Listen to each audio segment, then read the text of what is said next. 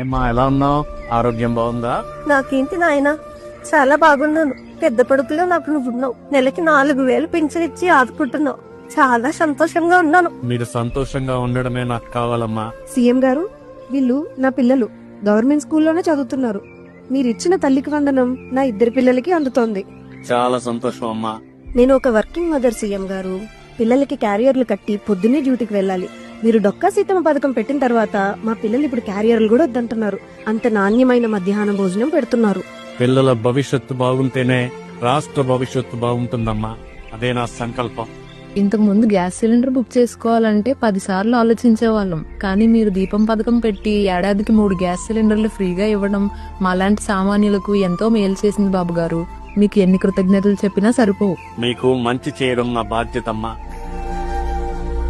CM గారు, మీరు మాకు మాట ఇచ్చినట్టే ఫ్రీ బస్సును అమలు చేశారు. ఇప్పుడు ఏ